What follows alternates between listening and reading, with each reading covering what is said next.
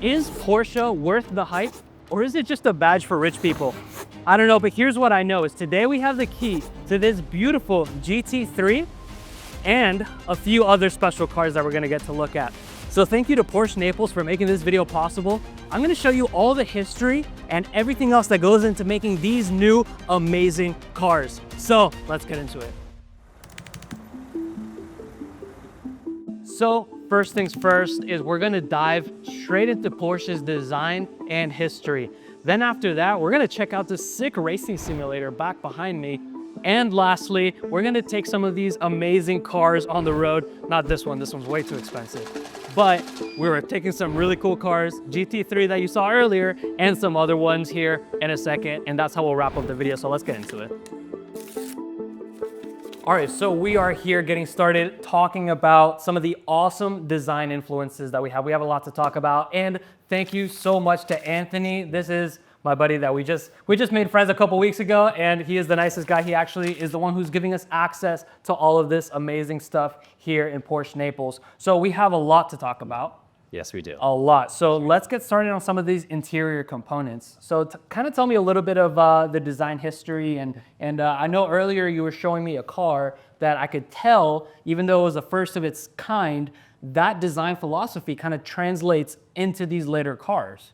Absolutely. And it really started with, when you look at Ferdinand Porsche being the really eccentric engineering mind he was, late 1800s to very early 1900s, he was the first person to actually electrify his own home. So outside of the biggest factory in that town, early 1900s, he was a young kid, electrified his house, turned it on, and went into more and deeper engineering across all these different German manufacturers. Ultimately, then wanting to step out on his own accord, you find yourself at a place where his son Ferry said, the sports car I want to have doesn't exist. And I'm going to go and build that sports car. So he made his own. He made his own. And that led us to the 356, which is just down here. But then you have this original photo here of Ferry as well. Is that the one that you were showing me earlier? Yeah, that's actually one of the Greyhound cars, which were the very first Porsche 356s to roll off the production line. And you can tell the design influence really stayed the same. Absolutely. The heritage. You get simple 2-point round headlights. You always have the fender flares up at the front. Yeah. Because what we did with these cars, we didn't make them just to sit around. We took them racing. We went to Targa Floria. We went to Pan America race in Mexico. We won a lot. We raced at Le Mans with these cars. And even when you get into like the early 50s with like the 550 Spiders, into the 60s, what we did was we advertised at the racetrack. So it was always a driver-centric position. Well, the saying, win on Sunday, sell on Monday? Absolutely, absolutely. Porsche to this day has about 600,000 race wins in all classes and a lot of wins. That's not actually including, let's say, the 19 overall wins we have at Le Mans, which is far beyond any other manufacturer today. Wow. We've always taken the cars racing, but it's always been about your Porsche, your design. Luxury and the sports car set is what fits you and what's tailored to you, which is why even today we are one of the most a la carte brands in the world, where any minor detail on the car can be customized, edited, whether it's paint to sample colors or even our special wishes team, Sonderwunsch, where you can really get anything on the car. Wow, that's really nice. Yeah, and I notice we have a lot of different materials here, and so these, I think you said, were for the different color tops that you could do? Yep. So if you get a cabriolet with Porsche, black is not the only option. I'm partial to the dark blue. Dark blue would look good. There is a brown option as well, and then of course red to match your red interior if you chose to go red on red. But it's also the mixed materials you get and the quality of those leathers. For example, you can be in one of our GT cars and get this Race Tex material, but have leather contrast cross-stitching involved to match the car or complement and contrast the vehicle. Really nice club leather interiors, and then special sort of houndstooth design. Yeah, so where does this come from? I know that this is special, but I don't know the history behind that. Yeah, honestly, it's a herald back to our history.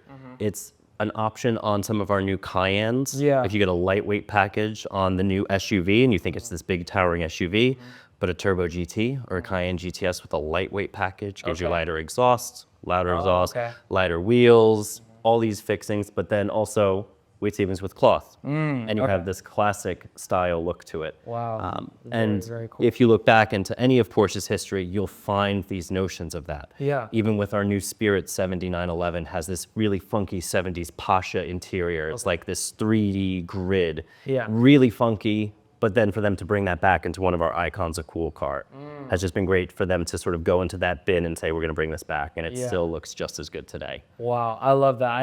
And I, you know what? I really want to talk about the differences in the cars that we're driving today. We have 3 different drivetrains today.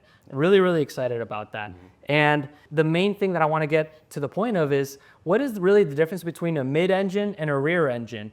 Until just recently, you know, I didn't know really the difference until I really started looking into Porsche.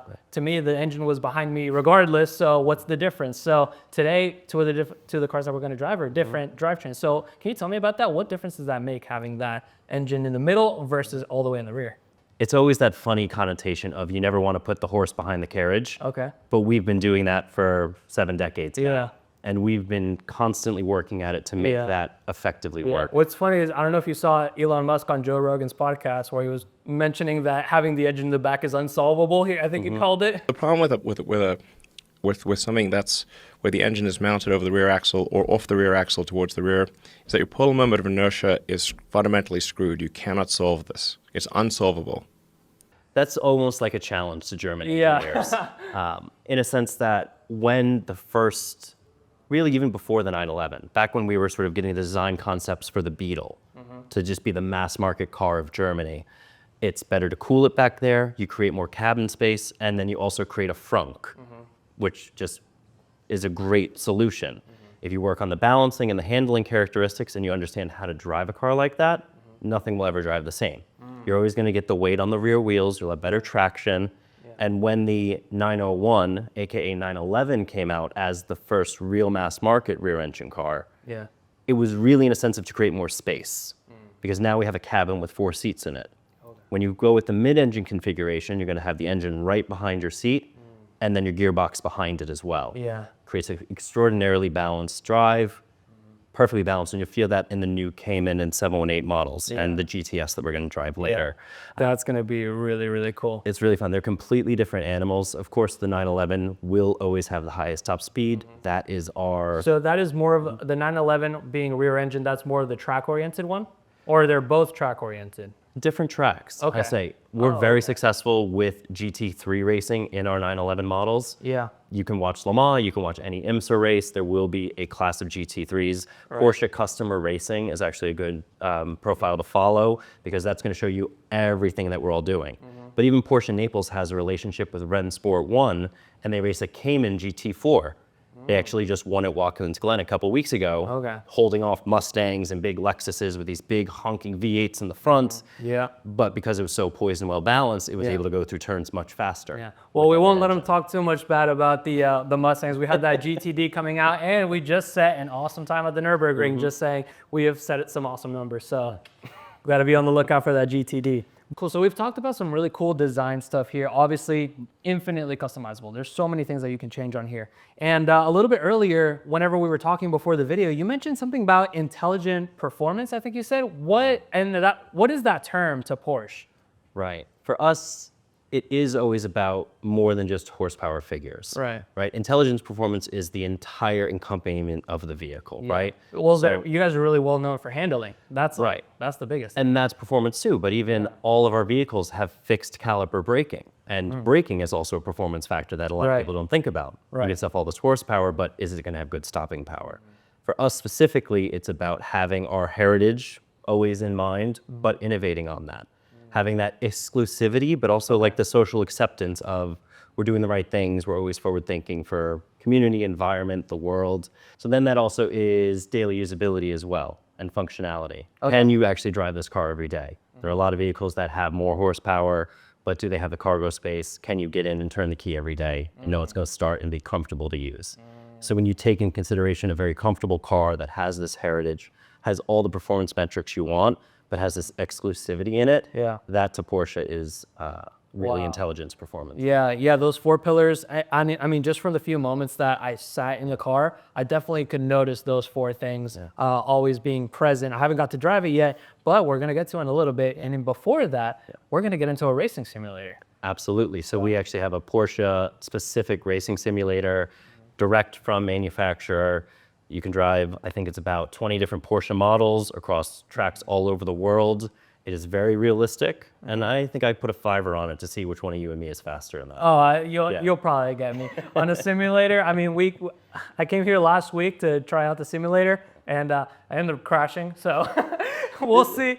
Somehow he now trusts me to drive the real one. So we'll see how this goes. That's a good reminder, actually. No, you'll be better in real life. It's a fun thing to have. And here at our Porsche studio, this is actually only one of the 5th one in the nation, right? So we really want this to be like an experience for those to come in. It's experiential, it's luxury, but it's actually meeting people where they're at, right? So come in, grab a coffee, hit the simulator for a little bit, and enjoy downtown 5th Ave. And you know, this presence here is truly meant to be one inviting to those. Yeah, and you know, I think it's a perfect location too, because you guys have that partnership with a museum down the street, right? That's correct. So Revs Institute is one of the largest actually private collections of Porsches outside of Germany. Wow. They have cars all the way from the late 1800s, all the way to 2015, maybe close to 2020. And they have racing Porsches that haven't been cleaned since they were used. The value and quality of not only the docents and their knowledge that are there, just the facility itself. You need to spend hours there to really soak it all. Yeah. And it has it's the largest private library of automotive history. And if you really are into that realm of wanting to get to know more about Porsche specifically, or any of the brands and marquees they have so much to offer. And we actually, with that partnership, we have one that we saw a little bit earlier in this video. Yeah, they'll rotate cars with us. So luckily they're not entrusting me with the keys to moving the car back and forth, but they'll actually bring a whole team out here. And what's great about it is that all their vehicles do run and they stretch their legs. So these aren't just, garage queens just getting polished. They actually get used. Every now and then driving around Naples, you'll see something really special. That's good. Yeah. That's good. And you know, I really appreciate all the interesting things that we have here on the table. And I mean, especially even the quality of this leather, I noticed was just phenomenal. Yeah, with our club leather options, they can actually be made in the same factory that you get like Coach bag leather from. Wow, really? You imagine how much a handbag can cost? Yeah. You can get your whole Playing the thousands. club leather for about $4,600, $5,000. That's a steal. It is. And it honestly just goes to show that like the version of luxury is always going to be specific to the individual, right? Yeah. Those that want leather everything are going to be very different than those that want the Alcantara and the spoiler on the back and track performance, right? And that's the style of new modern luxury where it is totally understanding what is it you want. Bespoke exactly to What's the your exact version? person. Yeah. Are you a driven woman? Are you a young creative? Yeah. Are you just, a youth with money and you want to spend it on something that's truly yours? Yeah.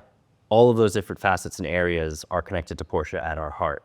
And I think that's what makes it special. Wow. That you don't just find, we have cars on the lot, but you have every ability to get yours. About 83% of all the cars that we take in Naples already have names attached to them and have already been purchased and sort of invested in and waiting for the day for it to arrive off the ship, right? And And they really do kind of have something for everyone, because even, some of your more entry models start at like 70,000, or so, right? For the mid-engine configuration. yeah, Like the you can get the Caymans Caymans in the 70s, but even new innovation technology like our Macan EV that launched in 2024, that is a fantastic car. Because we had the Cayenne come out in 2002 and people were thinking, why is Porsche making an SUV? The brand's ruined. But that Cayenne saved the company. Okay. And then a couple years later, a smaller version, the Macan came out. We sold almost 880,000, if not more, actually by now of them. And now with the Macan gasoline in its 3rd iteration, the Macan EV comes out. And that's not just a facelift. That's a whole new ground up car. Yeah. And showing the direction of Porsche saying, well, you can have a Macan, but what flavor do you want it in? Yeah. You can have a Cayenne, and in 2027, the EV version of it's going to come out. We'll see what that looks like. Still only test photos of that car yet. Yeah. But I think that's the route of us going forward is you can have a Porsche, but what does your Porsche look like? And I'm glad that, there's companies actually embracing EVs because they have a lot to offer. But then there's also a lot to talk about when it comes to the actual spirit and soul of a gas car. So what I'm glad is that you guys are not turning away from that, but also embracing the modern technology that we can get with EVs. Absolutely. And even when you go into like our new 911 GTS, it has a hybrid and electric motor in the turbine of the turbo. So it doesn't add, it only adds about 100 more pounds to the car. There's a battery up in the front. It spins the turbo? Spins the turbo for instant boost. No way, I actually didn't know that. It's a fantastic drive. Look up Lambda 1 if you can, basically meaning the engine's always getting the perfect burn. So having that hybrid technology to not only spool the turbo, but once it's spooled up. It's like an anti-lag from the factory. It is. Honestly, the car drives fantastic. It feels like it has 8 cylinders in the back, naturally aspirated. That's some smart stuff. Applying that kind of weird German science to propel us into the future, but also make us run cleaner, more efficient, and then still have every option you can conceive. Lets you truly pick your lane. But I'd be hard-pressed to see you not have a smile on your face after driving a Taycan Turbo later today. I bet. All right, so I think that's a perfect way to get right into it. And so let's go hit that racing simulator. I'll get you on the track. Let's do it.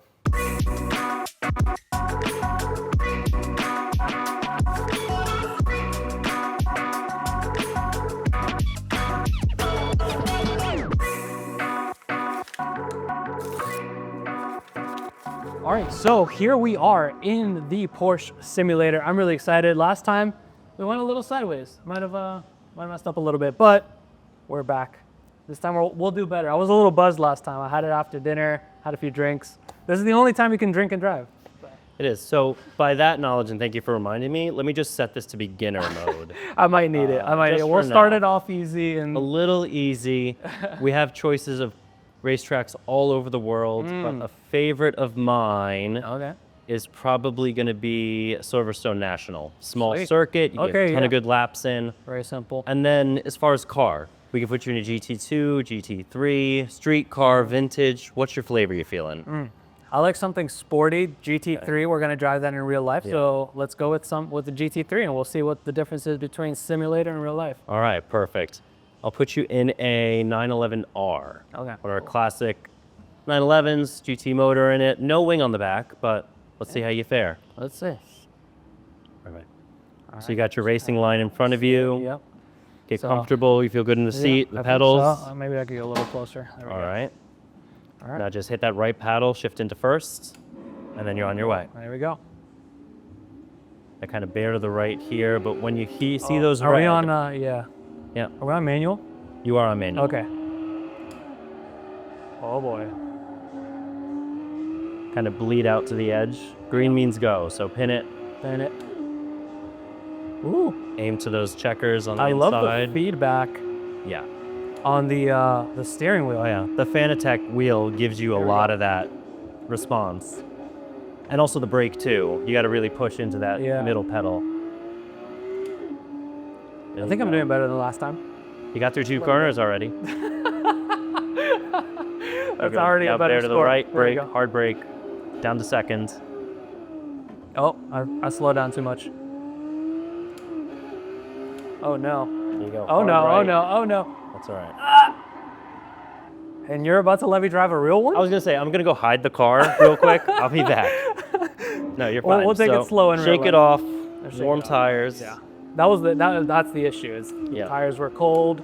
Yeah. It's not like this happened to me at Sebring or anything. So.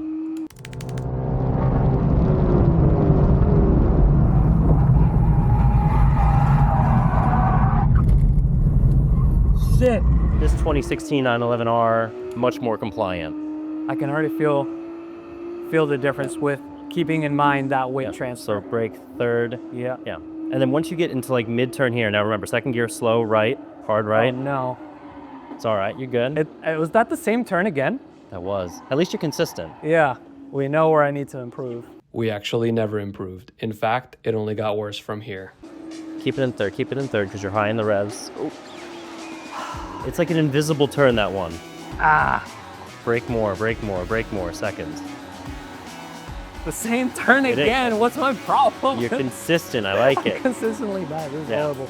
You just think the track should have been designed better. to have I that you know, runoff area. I really believe so. That's Fine. I think it's a design issue. Porsche did make tractors originally too. We have some tractors mowing the grass. Hey, there you go. So I pick a smaller track, you get more laps in, take the scenic route. I got this. Oh, Someone had the keys for the GT3. Well- Over there. well. With that being said, let's go try this in real life. All right, so this Porsche video is all good and fun and all that, but I just wanted to let you guys know that we just dropped a brand new merch store. I know for 500 subs, it's kind of crazy, but here we are, brand new merch store. So we have the editor shirt on there. We have the soflostang stickers. We have car air fresheners. We have a whole bunch of stuff that is really, really cool and I'm really, really excited about. So with that being said, go cop some merch and we're gonna get back into this video. All right, so here we are driving in the GT3. We got to make this yellow light, which we will definitely make it in a car like this. Dude, thank you for letting me drive this. This is incredible. This is my pleasure. Incredible. So to start off with, obviously the main difference between this one and the next one that we're about to drive is the engine positioning, right? Correct. Yeah. So as we were talking about earlier, tell me how that kind of changes the driving dynamic again. Absolutely. So 911s have always had the rear engine configuration. And originally that was just to create more space in the cabin, but it turns out that actually increases performance. Think of any kind of inclement weather, rain, sleet, snow even. Yeah. You have all that weight on top of the rear tires. It creates Tracy, you're more traction back there. When Absolutely. More traction in the inclement conditions, but that's not to diss mid-engine, because mid-engine, when you have it right behind us, creates a much more balanced vehicle. In this 911, you have about 60% of the vehicle's total weight on top of the rear wheels, Yeah. 40 in the front. When you're in our GTS Cayman, it's going to be nearly 50-50 perfect. And you know what's really cool is also you get all this space right here. Yeah, this is extra luggage space. Yeah, luggage back there. And I mean, Yeah. even though it's a race car, like I'm looking in the rear view mirror and I see a gigantic wing. It's full on race car. But at the same time, like you said earlier, this is something that you can take around town and also be casual. Yeah, we're in normal mode right now. You understand the powers there, and you hear the Yeah. humming of the exhaust, but I can simply deactivate the sport exhaust. Wow. I can putz around in traffic, no issue. Yeah. But even if you mentioned about the rear seats, even on a base Carrera, rear seats is a $0 option. So it Oh. still leans into, if you wanted to be practical, put some children in the back, maybe some small adult friends. They can fit back there for short journeys, no problem. Yeah, and I do love the feel. I'm sure something like this really changes to a completely different beast on the track. Absolutely. One day maybe I know you had mentioned that you guys offer a program where you could pay and drive Porsche for a day on a track somewhere. What is the details on that? Yeah, so Porsche is actually invested into several Porsche experience centers all over the world. Yeah. In North America, there's one in Atlanta, our headquarters for Porsche Cars North America. There's one in Los Angeles. There's one in Toronto as well. And there you can really just pay to have the time in whatever car you'd like Yeah. and really stretch its neck out. Yeah. Really beat it up.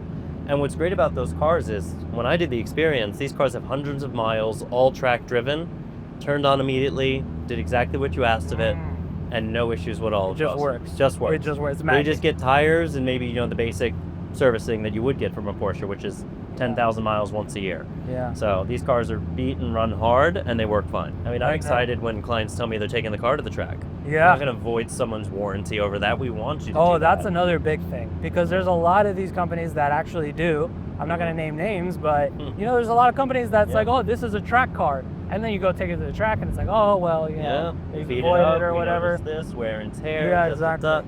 No, we don't do that here. We want you to enjoy the vehicle. We have that history of racing. It's meant to be the car you could drive to and from the track, truly. Yeah, one of these days I definitely want to try out one of those track experiences. From what I remember, it wasn't too bad. It was less than 2,000 for the day. Yeah. Oh, that's You can be even less if you wanted to be in a mid-engine car, or Yeah. like let's say a base 911. I got a deep. Oh, You're all little right. pothole. That's all right. Little pothole. Maybe I'll give it a little bit here. If that's okay. Yeah, just a little bit.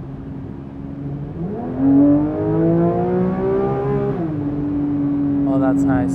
That sound is incredible. Flat six noises. Oh man, and this car is this car is naturally aspirated, right? Yep, so this is a naturally aspirated, high revving flat six, just over 500 horsepower. But when you hear the sonorous noise of it, 9,000 RPM screaming at you, it does rev really high. I was like wondering, I was like, is it gonna shift? Is it gonna shift? Because in my car, I shift early. Yeah.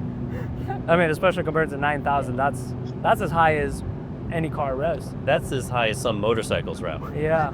So it really, you're using the rev, and that's really designed too from motorsports, right? You don't want to be spending your time shifting all the time. You want to live in an RPM band as often as you can, have a widest berth. It also does make it more livable. Yeah. When it has the ability to go that high, it means that the lower RPMs are a lot more tame. Absolutely. So like day to day on the street, this is very tame. Yeah. And then you're on the track, you're keeping in that 7,000 to 8,000 RPM range. It's like that's where it's unleashed. Even with the PDK gearbox, the highest gears in it are really meant for that low RPM on the cruise, normal driving mode. Yeah. But you can always grab a gear and disappear. Oof. I love that. Drop a gear, disappear. We have a GTS here next to us. Yep. See, Porsche love. Oh, there we go. All right, a little pass here. And 3, 2, 1. Oh, that's nice. Just once it's over like 7, Yeah. It's so Loud. loud. Yeah. wow. But how's this match like your expectations of going into it versus actually being in the car now? I will say, on the street, feels like you say, it's stiff but compliant, right? So you can definitely tell that it's a very, very sporty car, but it's something that you can drive on the street. Like, honestly, the more my car turns into a track car, the less comfortable it is on the street. Right. To the point that this track purpose built car from the factory still feels more streetable than my road car turned into a track car. You know what I'm saying? So I think that is my impression of this car. Obviously, you know, very quality and very bespoke. Like what we talked about earlier, the interior is something that's very, very special in this car. With the paint matched dash, you know, even here, this trim is paint matched. The leather that comes from the same factory as Coach. All of that, I think, adds to making a very, very special car and unique to each person. Right. You know, because like you said, quality and luxury, it's different for each person. And so that gives each person the ability to actually have something that they feel is luxurious, you know? So I think this is something that's great. And I'm really excited to compare this to the other models. Absolutely. See how that feels.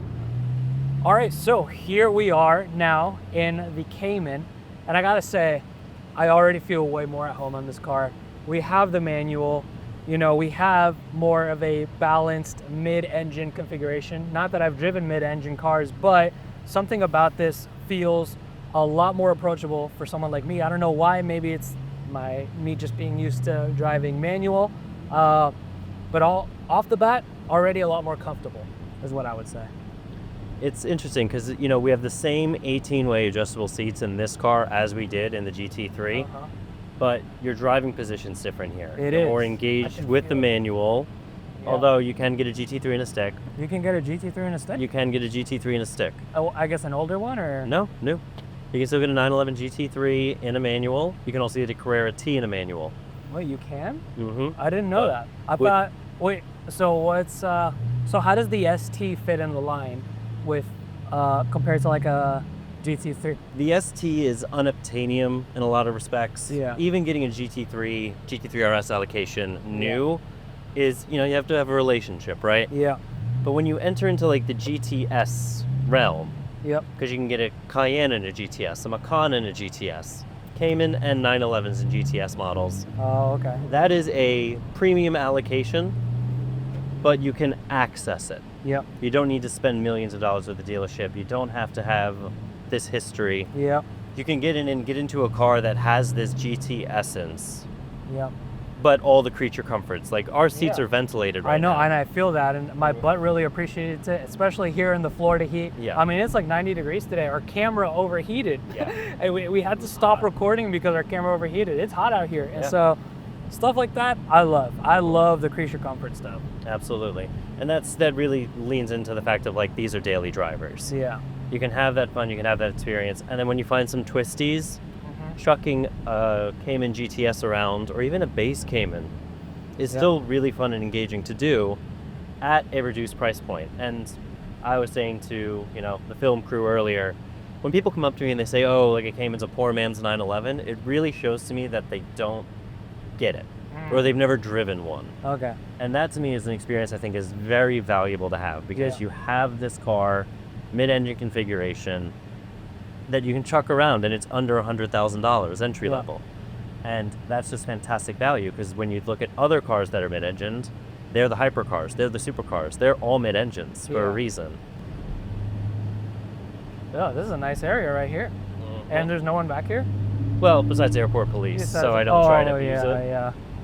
Maybe we won't go too But crazy. that's what's great about a Cayman, is you don't have to be doing 911 speeds Yeah. To just actually be enjoying. feel the compliance of the car. Yeah, I gotta get on a track on this thing. Mm-hmm. Or specifically the GT3. I like the way the GT3 feels and handles because it's very sporty. Yeah. This one's, I feel much more at home with. So I feel very comfortable with this one, especially it being a manual like that. Yeah. Oh man. Yep. Oh dude, Left. are you kidding me? Oh, that was the first time I got to actually like do it. stretch the legs a little bit. Oh my God. I'm glad you did. I should have told you earlier. It just echoes. We're going to make a left at this light. Oh, that's a completely different experience from the first and second gear that we've been on. I'm glad I did that. I'm so glad because Forget the video. This was awesome. So what do you feel like you've learned of the Porsche brands today? Definitely, I started to learn the differences between the GT3 and then the Taycan. Sorry, the Cayman, and obviously that the balance of this car, much more approachable. If you're getting into it, definitely if you get into a GT3, it's gonna spoil. It's gonna spoil your drive, and no, I mean really cool. I think my favorite thing that I learned today is how bespoke and special the cars are, because on the channel we really talk a lot about what makes cars special that you don't see on a spec sheet, right? And so I think that fits in with what we do as a channel a lot. Even though it's a new channel, we've done quite a few reviews on specific cars, like we did a GTR, we did an R8, we did an Aston Martin. And the main point of the review, because you see reviews all the time talking about the horsepower, talking about this and that, the main point is to talk about what makes cars special, and particularly special to each individual owner. Right. And so I think this fits in perfectly because of how bespoke everything was. Talk about how the infinite customizability, that all I feel like ties in really well. So that was my favorite part, the customizability. That's so and cool, I think man. Donnie loved that too. I feel like you guys gained a new Porsche fan today. All right, so as you guys can see, it's getting rainy out here. So we're gonna have to end it short. We're not gonna get to drive the Taycan today, but we got to drive this awesome Cayman and this awesome GT3. So what do you guys think? Let me know down below which one you like more. For me, I think I'm gonna go with the GT3. Anyway, stay tuned and look out for the next video. See ya.